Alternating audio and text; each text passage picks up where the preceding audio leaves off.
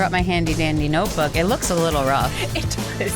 My hot take as a human being. I loved all of that. That was amazing, if not a little bit insane towards the end, but that was so good. Falcons fans, happy Friday. We are back. It is the Friday Five, fresh off of the Atlanta Falcons bye week, and we've got a crazy matchup to talk about.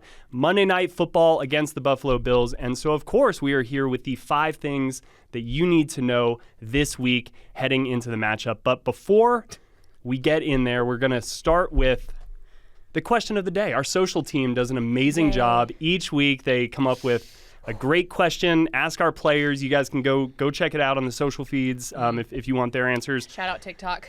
But we're going to throw it to y'all. Okay. Name an underrated NBA player. Okay. My hot take as a human being. This is like you guys both looked This concerned. is, and maybe it's not. Maybe people are like at home and being like, no, this tracks for Tori. But my hot take as a human being is that I don't. As a human being, I don't like the NBA. I don't watch the NBA. I don't really care for it. You don't care for it? No, I don't really care. It's just, I know it's happening. I know that I am super happy for the men. Okay. So it's not like you're like, abolish the league. No, I'm not like, don't you play just basketball. get the 3-point shot. No, it's not. You're like, drive it into the paint. Let's get 4 players to touch the ball before a point is scored. Let's go. Not her field goals. No, I just am not into. I don't think I've watched a game I don't think I've watched an NBA game all the way through on TV in probably 4 years. So this question is not really my area of expertise. So I'm actually going to chat GPT okay, so it's underrated player, yeah? Yep. Okay. Terrin, do you Can I say Bugs Bunny from Space Jam? So he wasn't even underrated in Space Jam. True. Movie. Great point. Underrated. He's the star. Right? Yeah. Okay. Oh, so yeah, he is the here star. are three according to ChatGPT. Jaren Jackson Jr. Yep. JJJ. from the Memphis Grizzlies. Evan Mobley from the Cleveland Cavaliers. Oh, he's called the Unicorn. He has unicorn Does that mean he's tools. Is he like underrated then? I don't know. I don't think a unicorn can be underrated. Push. Keep going. I'm unsure. Okay, and then third one, Tyler Hero. Yep. From the Miami Heat. There you go. He's been a scoring machine according to ChatGPT. Go. From sources across the web, according to Google, Sources across the web. Jalen Brunson is the most underrated player in the NBA, and he plays for the New York Knicks. That's what you got in sources across the web? Because I asked most underrated NBA player. It gave me Scottie Pippen, Dominique Wilkins, and Dennis Rodman, who are definitely not underrated NBA players. I put You have currently. to say current. Yeah. You have to say current. All right, well, I'm Josh Hart. Keywords, Google. Josh Hart, there we go. Yeah. All right, well, that was a fun exercise that probably got half of our listeners like going, what podcast did I just click on? I thought this was an NFL show. Well, Clearly it is. Stay right we don't there. know anything about the NBA. This is clearly a football show. Stay right there because we are about to get to some football talk. But yeah, just go check out the question of the day on TikTok to see who the Falcons players answered. And we're going to see the Falcons back on the field Monday night against the Buffalo Bills. It's a huge matchup. I think it's a great measuring stick game. And, Terrin, the Bills are coming off their first loss of the season. I know Arch on Falcons Audible this week, he didn't seem too concerned about the Bills losing a game before this one, right? Yeah. I respectfully disagree a little bit. I kind of learned during the I'm allowed to disagree with Arch. Of right? course, yeah. Arch is respectfully, at least. Yeah, He said it respectfully. respectfully. He loves with a good all debate. due respect. He It's does. like one of his favorite things. We love Arch for it. If the Matt Ryan era taught me anything, the early days with Mike Smith, it's that good teams don't lose back-to-back games. You can slip up one week, but you never let it become a habit, right? So while the Bills, I don't think they took the Patriots lightly or they're going to change their mentality, I do think that this is an opportunity for them to show we are a good team and we don't let our losses pile up. So, Terrin, what do we need to know about the Bills and this 2025 group heading into a primetime matchup? I brought my handy-dandy notebook. It looks a little rough, It does. but that's okay. It's been through it. It's only week 5. It's well worn. 6. I don't even know what week it is. Yeah. But regardless, the Bills lost to the Patriots 23-20 last week, putting them at 3-2 overall. What's really curious. Nope, they're 4-1. Oh wait, no, the Patriots are 3-2. Yeah. I said currently. Wrong team. But the Bills meanwhile, are 4-1, and the 4 teams that they did beat currently hold a 3-17 combined record. Paper tiger. Whew. That's what you're saying. And then when you look at the Falcons, who are 2-2, it's a much more even kind of split when it comes to the teams they played records. Like the 2 losses, those 2 teams are 6-4. The 2 wins, those 2 teams are also 6-4. So it makes it a little curious for Monday, where like you can talk about strength of schedule up to this point. Yeah. Not gonna get into that, but You want me to do my Paul impression again? Who have they played, Paul? They haven't played anybody. I forgot what you were talking about for a second. I was like, who's Paul? How could you forget? I tend to black out really loud noises in this room. Terren's like, if it gets too loud, I'm done. Like, I'm overwhelmed. yeah. Where was I going with this? I don't know. Was there anything in the Patriots-Bills game that kind of gave you, like, what did the Patriots do to have success against the Bills? Yes, because the Bills, when you look at the stat sheet, kind of like still won on paper, quote unquote, apart from the score itself. But there's one area that really pushed the Patriots ahead, and it's the fact that the Bills had 3 turnovers. They only had 1 going into that game. And the Patriots capitalized off those 3 for 10 points. It was a 3-point game. Yeah. Yeah. I mean, and I know turnovers are definitely going to be a factor on Monday. The Falcons have adopted a ball hawking mentality this season. What do you think the Bills' mentality is going to be? Oh, going in gosh. Monday? I mean, I think that I'm in agreement with you, Will. This isn't, I was going to like try and debate a little bit, but I actually am. I tend to think that a really good team, when they experience a loss and they experience 3 turnovers, that they know if they don't have those moments, potentially the game completely flips on its head. And we're talking about a team that's still undefeated, but we're not. But like, I oftentimes think that a team like that ends up playing significantly better ball the next week. And I think like we even saw with the Falcons as just a recent example, lay an egg in Carolina. And then you kind of like have to go back within yourself and reestablish yourself, reestablish your foundation, reestablish who you are as a team, and go out and do it. And for some reason, I feel like that oftentimes happens when you have like these, good coached teams and teams that, especially in this league where anyone can be anybody on any given Sunday, Monday, Thursday, Friday, Saturday, whatever day. I just think that facing the Bills after they lost one to the Patriots, which the Patriots at the time, they've had a few losses or a couple losses. Like I just think they have a young quarterback. I don't know. I fear that the Buffalo Bills team that comes to Atlanta for Monday Night Football is going to be a rejuvenated bunch and kind of a bit more of a like cornered snake than maybe a happy like puppy running around, because it doesn't know pain. It doesn't know pain. I loved all of that. That was amazing, if not a little bit insane towards the end, but that was so good. Cornered snake to a puppy who knows no pain. I was like, where are we going? Love it. To drive home that point a little bit more, I looked up what the Bills' records are coming off of a loss since Josh Allen became kind of their full-time starter in 2019. Anybody want to venture how many losses they have in 6 seasons? 0. That's a strong guess, but incorrect, unfortunately. I'll go. So how many losses they have after a loss? Yes. 3. Closer. 20-6 after a loss since 6. 2019. Wow. So again, this good teams, and the Bills have been a good team under Josh Allen, under Sean McDermott. Like, this is a veteran group. They don't lose back-to-back games. They've only done that one time each season in the last 6. So let's hope that's going to be on Monday night. And Terrin, it's going to take, I think, some tricks up the Falcons' sleeve, all of the information and insight that they can get in this one, right? Speaking of insight, we were in an open locker room on Tuesday, and Caden Ellis was talking to the media and whatnot, and he mentioned how his brother, Christian, a linebacker for the Patriots, obviously went up against the Bills, the Falcons' next opponent. So I was like, did you two text afterward? I mean, it's your bye. You can have a moment to, like, exchange a few fan messages. It is your brother. Yeah. Like, any tips and tricks? And he's like, we share a few, because he did the same thing after the Falcons lost to the Panthers, because the Patriots played the Panthers the very next week. Yeah. So it's like a tit for tat thing. So Do you know how the Patriots did in that game? No. Well, you're in luck. I do. The Patriots crushed the Panthers 42-13, and the second leading tackler on the Patriots that day?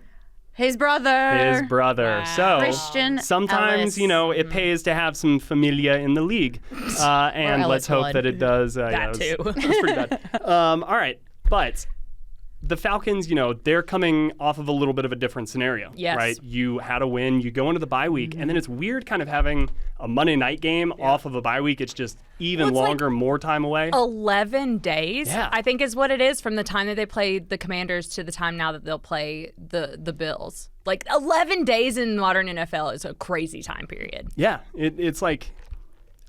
there are a lot of people that don't believe momentum's a real thing. I do believe momentum is a real thing, but as 11 days, that's a long time. And do we think that they're going to be able to carry any momentum over into this game, Terrin, or do you feel like too much time has passed? Xavier Watts thinks that they're going to carry the momentum. Whether or not I believe doesn't matter. But Xavier said, quote, 100%. I feel like that type of momentum doesn't just die, especially since we played a good game against a good opponent. Yeah. I mean, Washington is very much a good opponent, and the defense has kind of been really, I feel like, the hallmark of this group so far. So do you need to see anything from the Falcons overall, but maybe from that side of the ball in the first quarter against this team to feel like they've kept that momentum? Yes, I think so, because, something that's been a calling card for this defense is over the first 4 games is that outside of that Carolina game, which again continues to feel like this weird bad egg anomaly, which I think is how the Falcons are actually looking at it from what for sure they from are. what players and coaches have said. It should be an outlier at the end of the year. Exactly. Raheem said, throw it out the window. Right, yeah. And so I think that, like, looking at what this defense has done in 3 of the 4 games is they've come out pretty hot. They've had a first quarter performance where, especially in those first 2 games, I mean, they were causing 3 and out, followed by 3 and out, followed by 3 and out. Like they were getting off the field and giving opportunities to the offense. Now the offense's issues in that is they weren't scoring off of those opportunities, and so I think that's kind of what we saw with the Commanders game is they, capitalize on these moments where the defense is like, hey, we got you the ball back. Like, go put 7 on the board. So I truly believe, and I know that we're going to talk about this, honestly, going into this next section, is like, if you can keep the ball out of Josh Allen's hands, whether it's the defense creating these very, very short drives for Buffalo and or the Falcons offense stringing together these long kind of like stick a fork in them type of drives, then I think that's a recipe for success with this Buffalo team, especially when you saw what the Patriots did and the opportunities like what you're talking about with the turnovers, getting the ball, getting off the field as a defense, and then the offense doing its part in putting points on the board. No, you made a great point because I immediately flashed back to the Tampa Bay game and just that first quarter, it felt like Baker Mayfield and the Bucs could not get out of the shadow of their own end zone, and they were just like, man, like a white wall of water coming up against the rocks and just like keeping them there, wave after wave for the Falcons pass rush and everything. And if you're able to do that again early in this game, and then the offense is able to kind of capitalize, I think that would send a clear message right out of the gates and really get the home crowd fired up, hopefully quiet down the Bills Mafia. But Terrin, was there anything else when you dug into this matchup that kind of bubbled up to the surface for you? The run game on both sides of the ball, where both offenses are top 10 when it comes to a rushing offense, but like both defenses are in the bottom half of the league, to be specific. The Bills are second when it comes to rushing yards per game with 154, and the Falcons are sixth with 136. And then on the flip side of the ball, the Bills are 28th in allowing an average of 145 rush yards per game, and the Falcons are 16th, so at the dead middle mark, allowing 109 per game. So it's kind of going to be, if the ball is going to stay not on the ground, but like on the ground. Like not literally, you know what I'm saying. Yeah. But if they're going to keep running the ball, it's going to be which defense can actually step up and stop it. Yeah, I think that this is going to be a key for this game for both teams, because both teams are going to want to run the ball. Like to your point, like that's their bread and butter. That's what they're wanting to do, and they know that it's a weakness is a strong word, but like it is a weaker part of both defenses' repertoire. And I really think that when you look at this, it is going to be kind of this like time of possession. Yeah. Like I feel like Monday night is going to be such a like time of possession conversation because of both teams' willingness to run the ball. And if you're the Falcons, like you want to be on the heavier side of that when you have Tyler Algier, you have Bijan Robinson, and what they in this offensive line and what you've been able to do, since honestly week 1 in running the ball. And you had to go again, Carolina being the anomaly, you had to completely go away from the run because you were down so much and you're just trying to move the chains and stop the clock. Like, so I really do think when I look at this game specifically, it's like it's who can run the ball the best and keep the ball the longest, because that's ultimately gonna be the victor on Monday night, is like who can do those two things. Yeah, who can kind of like dictate the pace of play and control the style of the game, right? Are we getting into a shootout, or are we gonna slow it down and keep Josh Allen on the sideline? And everything like that is ultimately what the goal is when you're facing an amazing quarterback like that. And the Falcons are really well equipped to do that. And I love where you were at with kind of possessing the ball. And I was kind of curious about that because it's something I've noticed about Atlanta, I feel like this season, is even though they haven't been putting up the points, they've been moving the ball. Like, they don't punt much. Right. Well, I think, like, you look at that Minnesota Vikings game, and it was like they were kind of moving the ball at ease, 20-yard line to 20-yard line. It felt like they just, like, never gave up. They always had the ball every time I, looked up. And so I looked that up, and the Bills are number 1 in time of possession, and just behind them are the Falcons at number 2. So that is another kind of, like, run game on run game, time of possession on time of possession. These are two teams that, like, I kind of feel like this could be an identity type of game for both teams offensively. It's like, which offense is able to come out and kind of be like, hey, look at us, like, we're the big dogs on campus, and we're going to dictate this game. And, there was a great quote Greg Olsen gave on a podcast a couple years ago that was like, actually, the key to stopping another team's run game isn't like an amazing run defense. It's a great offense that takes the game script away from the other team and doesn't allow them to run the ball like Carolina did to Atlanta, right? So that's kind of where I'm looking at this offense for Atlanta. Can you run the ball the way that you want to when the other team knows that that's what you want to do? But even if the Falcons are able to kind of take the ball out of James Cook's hands and maybe dictate the way that they want this game to be played, then you're putting the ball into Josh Allen's hands, Terrin, and I don't really like that all that much either. Why not? Just kidding. Well, I mean, he is the reigning MVP, but last Sunday proved he is beatable, even when he is wheeling and dealing the ball through the air, on the ground through the air. I'm just going to keep with the... There you go. Up and down. Wow. All around. Words. Circular. Yeah. Circular. There's a word I'm looking for, but I can't find it, so I'm just going to move on. What are his stats, Terrin? What are Josh Allen's stats? Okay, so last week, the point to the wheeling and dealing through the air was he completed 22 of his 31 passes for 252 yards and 2 touchdowns. That is his second highest total this year. So it's not like the Patriots shut Josh Allen down. Right. They did shut James Cook down. He had his second fewest rushing yards this season. But then you have Dalton Kincaid, who had over 100 yards receiving, which was his most this season. So even if you do take away the Bills' run game, they're finding ways to still move it. But Josh Allen isn't perfect. He did throw an interception. That's one of the turnovers that led to points. So there are options in that way, but you can't ignore the fact of who he is. And Raheem Morris said it best. He is a problem everywhere. What's interesting about like the Josh Allen conversation is when we talk about what the Buffalo Bills want to do, they want to run the ball. He is a major piece and part of that because he is arguably, maybe not even arguably, he is probably he is. He's the most physical quarterback that the Falcons will come up against in 2025. Just looking at the grand scope of who they have on the docket.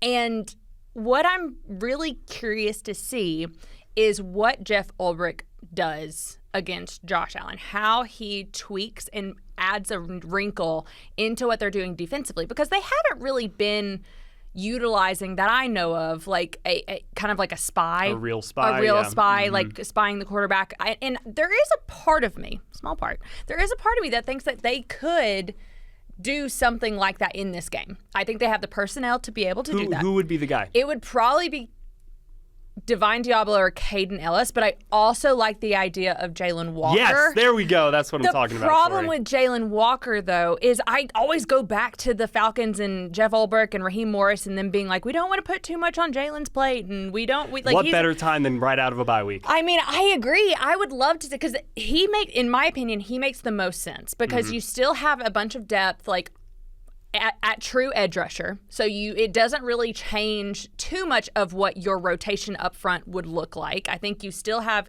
Caden Ellis and Divine Diablo doing what they do, so you don't mess up what they do.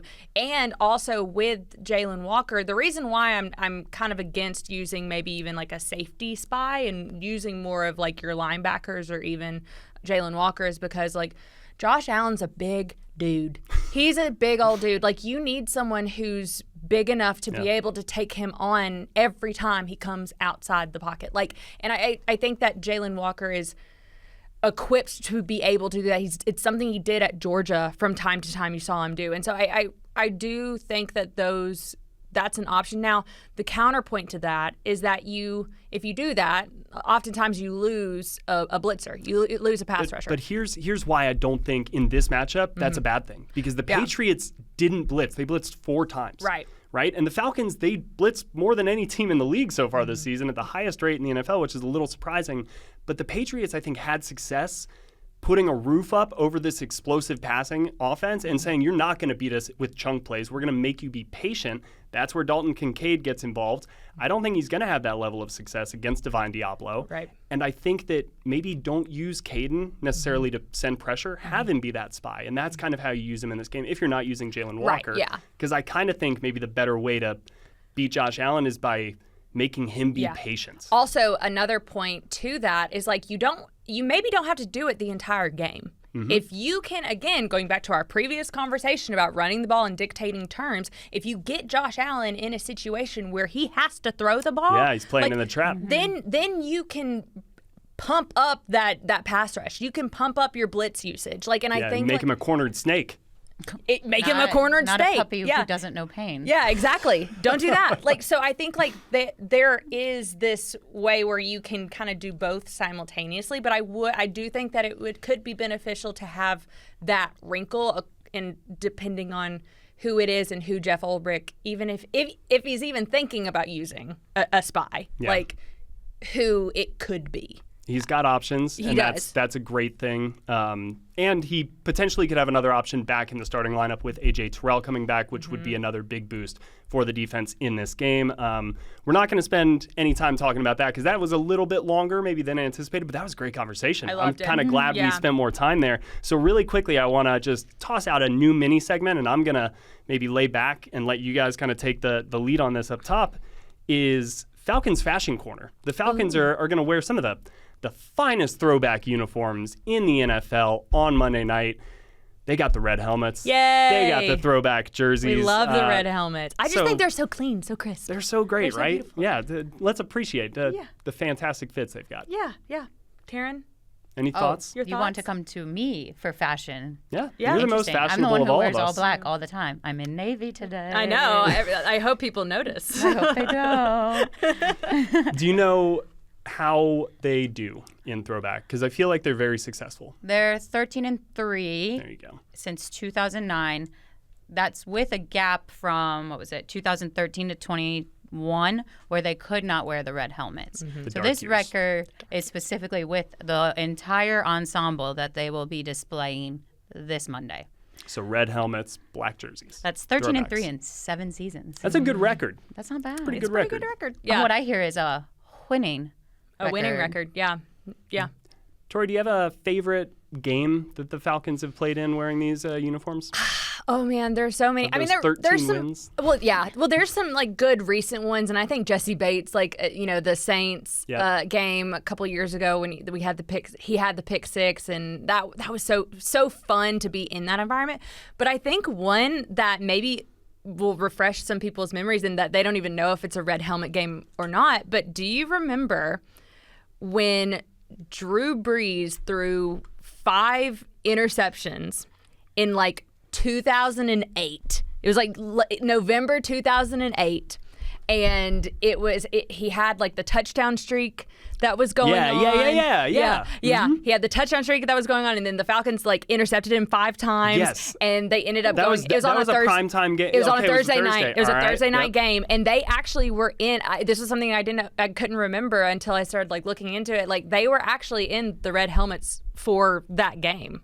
Yeah, I remember it was kind of low scoring ish. It wasn't like the offensive shootout that we're used to seeing from that. And obviously, Drew Brees throwing 5 picks. Yeah. That would I don't think he had a touchdown pass in that game either, No, right? no, he didn't. It was 5 interceptions. It was 0 touchdowns, 5 interceptions. I remember watching that game from Athens, Georgia. So I think it was 2012. Was it 2012? Is that because Matt Ryan? Yeah, it was. Yeah, it you're was right. into I'm Brees, looking at something else. But they did have a great game, that Matt Ryan's rookie year that I think you're thinking back to. in the Georgia Dome. I'm sorry that I'm getting my two Saints games confused. So as you can imagine, trying to watch a Thursday night football game in Athens while kind of also working at a bar at the time is not the easiest thing to do. And yet I would like to say that I basically didn't miss a single play, I think, of that game, as dedicated as I am. Well, I mean, it was a Thursday night in Athens. You would think that, isn't that Thirsty Thursday in Athens? Like, did you get a lot of tips, or was your were you not attention tipped? elsewhere too much? Yeah, I think they were probably trying to give me money, and I was like, hold on, You're like, it's third down. It's third down. Wait. Wait, they need to intercept Drew Brees 2 more times. Oh, man. All right, yeah, so hopefully they can create some more amazing memories in these awesome uniforms. It should be just such a fun matchup. I'm really happy that this is in prime time. The stadium should be rocking. If you're going to the game, please get there early, be loud. The Bills Mafia has the reputation they do for a reason. Yeah, they'll be Try there. to neutralize them. Yeah. You know they're going to be there. We know they're going to be loud. Don't let them drown you all out. Be there early, be loud.